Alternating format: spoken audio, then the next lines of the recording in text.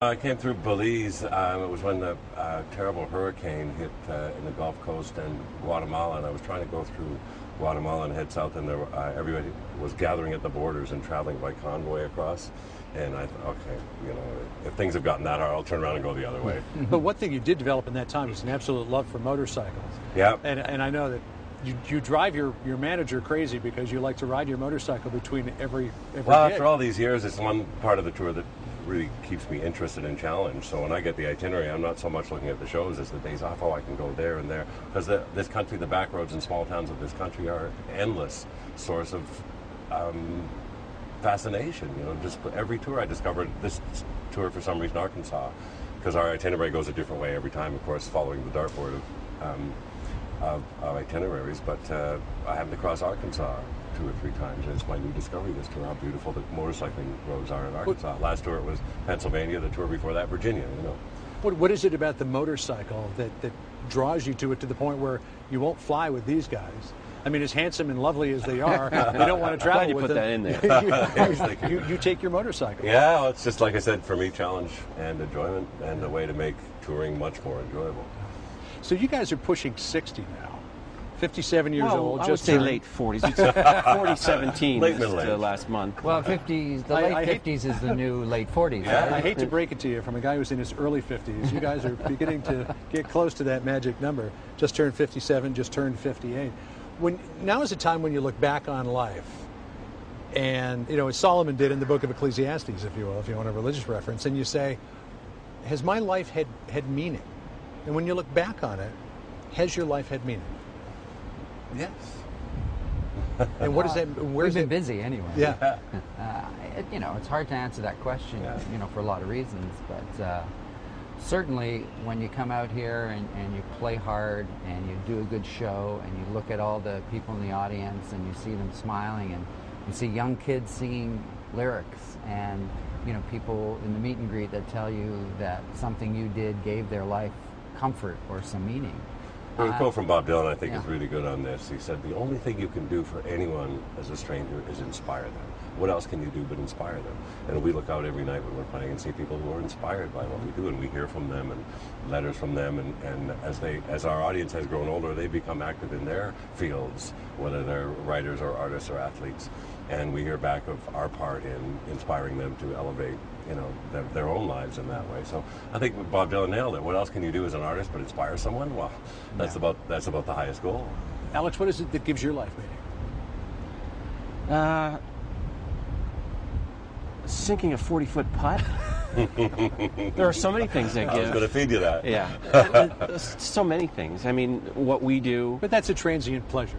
Yeah. Because you might not sink the next 6-footer. Life is made of transient pleasures. Yeah. So I'm just wondering what it is that gives you satisfaction. Is it coming out here and playing the music? Is it recording the music? Is it family? Is it friends? Well, it's all those things. Playing a great show gives me immense satisfaction. Every night I look forward to playing the best that I can. And that we all play the best that we can and come off stage that way. I look forward to spending every second I can with my grandkids, with being with the rest of my family, with playing golf, with all those things. A measure of life is all those things, how successful you are at home as family people, as we have all been as well. And cooking a good meal for your family is satisfying as playing a good show for an audience. They're at different levels, but they all contribute to your sense of accomplishment and meaningfulness. But you're all involved in philanthropy as well. What's important to you as far as your philanthropic pursuits? Well, every day you get approached by someone else to help out in some way or another. So there's a million small, causes that we help on a daily basis just because people come to you and you say, will you sign this, will you help in this way or another. I work with an organization in Canada that has now opened up a branch in the United States called Grapes for Humanity, and we began by raising money for landmine victims around the world, and that's been very gratifying for me, and it's expanded into just helping people in need, period. So for someone of any kind of celebrity, if you want to help, there are myriad ways to help. You just have to want to do it. And find the personal ways too. I got a letter from a cause in South Africa that contribute where you build houses. For $1,000 you can build a house for somebody who lives in one of the projects in South Africa. And this big picture of this family in their new little wooden house holding up, "Thank you, Neil." You know, and you see this family, the first house they've ever had, and it was so. And took how are so you little struck to by make that? Well, that's gratification. That's meaning. If that isn't meaning in life, to have improved someone else's from living in a cardboard box to building them a house, you know, and a picture of them smiling with a sign made in crayon, "Thank you, Neil." I mean, that's a beautiful small example of having made a change that can only make you feel good. And Alec, what's an important way for you to give back? I mean, you have achieved so much success. Life has given you so many things. How do you give back? Well, for me, I got involved with Casey House in Toronto, which is an AIDS hospice. Someone very close to me died recently, and he was very well taken care of there. And it really struck me how hard they work and how limited their resources are and how much help they need to do the work that they do.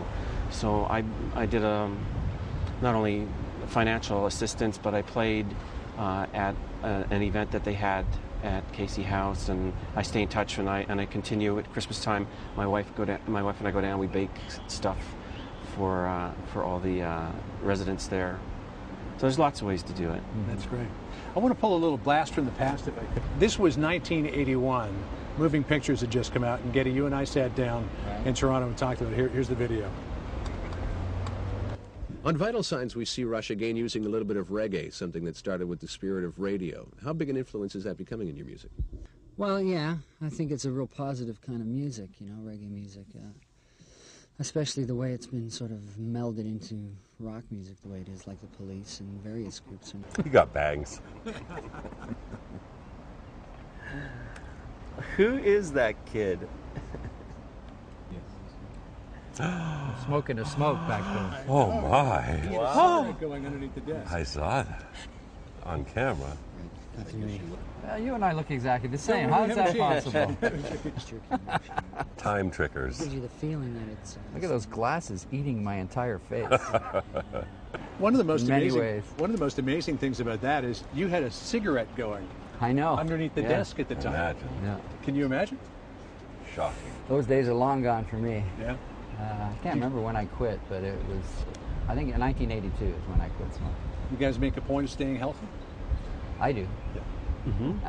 Yeah, I do. Yeah, we work hard at it. Yeah, very hard.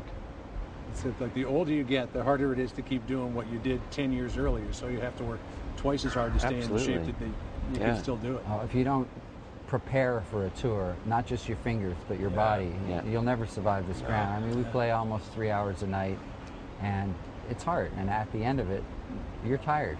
Well, you joke that Neil rehearses to rehearse, right? Oh yeah, You're meticulous about I started the 2 whole- months before, and even in the off season, as it were, cross country skiing, long distance swimming, weights, and it's built up since my 20s. Really, I started building that fitness stamina that came out of drumming, because I compare 3 hours of drumming with this band is like running a marathon and solving equations at the same time.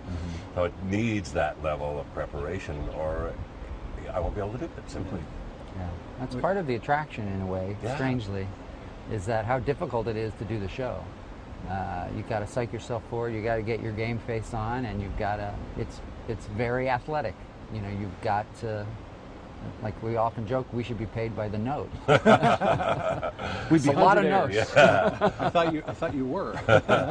When you look back at that old interview, do you feel the same about the things that you were saying back then, the direction that you were going in? When I see an old interview with myself, I'm struck by my naivete sometimes, but also how in some ways I still agree with myself back then. You do change. Obviously, life changes you. Your opinion and your outlook on your values and things that are important to you do change. But there's talking about the music and what made us write that music has not really changed that much. So musically, at least, you had your head screwed on pretty well back then? Well, I think so.